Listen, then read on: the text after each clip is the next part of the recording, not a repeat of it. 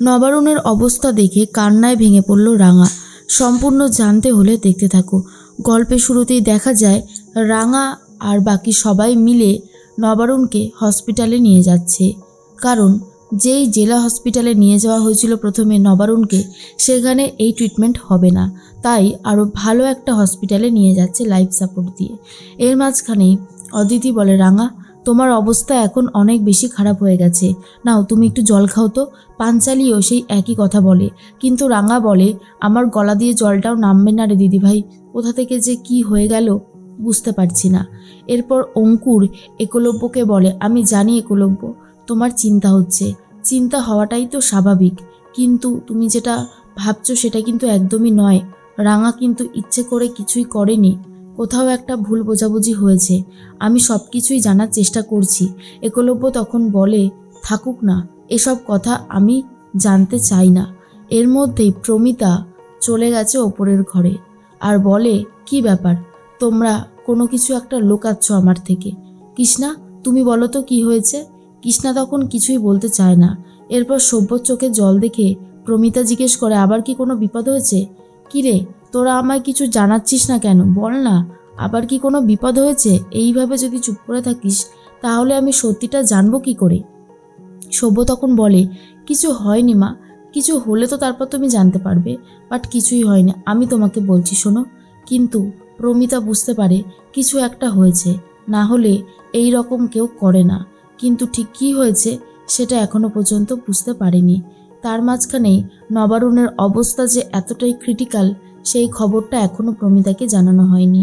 তখন ময়না বলে, মা আপনি চলুন, আমি আপনার হেড ম্যাসাজ করে দিই, পা টিপে দিই, ভালো লাগবে।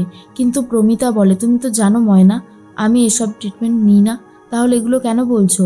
তোমরা কিছু একটা তো লুকাচ্ছ আমার থেকে, যেটা আমি খুব ভালোভাবে বুঝতে পারছি, কিন্তু সেটা কি? কিন্তু কৃষ্ণা বলে, আরে বৌদি তুমি সবসময় চিন্তা করতে করতে এমন একটা করছো যে মনে হচ্ছে সবসময় কোনো বিপদ ঘটেছে, কিচ্ছু হয়নি। এর মধ্যেই হসপিটালে নিয়ে যাওয়া হয়ে গেছে, ডাক্তার ট্রিটমেন্ট শুরু করে দেয়। সবাই তো বাইরে অনেক চিন্তা করতে থাকে।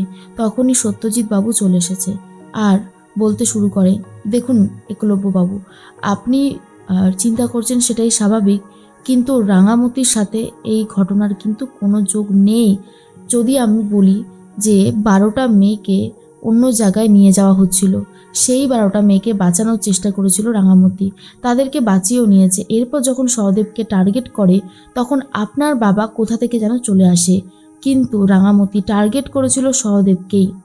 আর আপনার বাবার ফোনে যেই ফোনটা এসেছিল সেই ফোনটা ওই জঙ্গলের আশেপাশের থেকেই কেউ একজন করেছিল। আমরা সব কিছুই খুঁজে বার করার চেষ্টা করছি। একলব্য বলে, দেখুন স্যার, আপনারা আপনাদের কেসের তদন্ত করতেই পারেন, কিন্তু তার জন্য আমার বাবা আজকে সাফার করবে কেন? কেন ভুলভাবে আমার বাবার ওপর আঘাত করা হবে? সব কিছুর জন্য দায়ী রাঙামতি। কিন্তু সত্যজিৎ বলে, রাঙামতির এখানে কোনো দোষই নেই। রাঙামতি কি করে জানবে যে ওখানে আপনার বাবা চলে আসতে পারে? ওখানে তো ওনার যাওয়ার কথা ছিল না। আপনারা সবাই মিলে মেলায় গিয়েছিলেন আর সেই সুযোগটাই কেউ নিয়েছে। আমি বলছি তো আপনার বাবা সুস্থ হোক, আমি সব সত্যিটা খুঁজে বার করব। এর মাঝখানে তখনই বৃন্দা বলে, তোমরা যত চেষ্টাই করো না কেন অফিসার, তোমরা আর কিচ্ছু করতে পারবে না, কাজ তো হয়ে গেছেই। এরপর শুধু খবরটা মাকে বলে দিতে হবে, বাকিটা মা করবে। এর মধ্যে অপারেশন শেষ হয়ে গেছে, ডাক্তারবাবু বাইরে এসেছে আর একলব্য গিয়ে জিজ্ঞেস করে, কি ব্যাপার ডাক্তারবাবু, আমার বাবা এখন কেমন আছে? তখনই ডাক্তারবাবু বলে, দেখুন তীরটা তো বার করতে পেরেছি, কিন্তু ওনার অবস্থা খুব একটা ভালো না। ঠিক আছে, ওনার কথা বেরোবে কি না আমি বুঝতে পারছি না, মনে হচ্ছে উনি আর কোনোদিনও কথা বলতে পারবে না, কারণ ওনার ভোকাল কর্ডে কোনো একটা সমস্যা হয়েছে। এর মধ্যেই এটা শোনার পর একলব্য জাস্ট চমকে যায় যে তার বাবা আর কখনো কথাই বলতে পারবে না।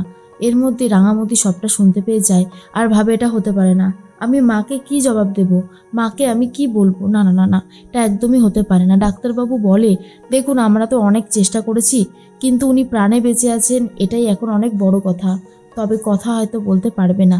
বৃন্দা তখন ভাবে, বাহ, এইটা তো আরও ভালো হয়েছে, এবারে রাঙামতির ওপরে একলব্য রাগ সারাটা জীবন থাকবে, কোনোভাবেই সেই রাগ যাবে না। মধ্যে রাঙা ভাবেটা কি হয়ে গেল, প্রমিতাকেও কেউ এখনও কিছু বলেনি, আর তার মধ্যে নবারুণের গলার থেকে স্বর বেরোবে না।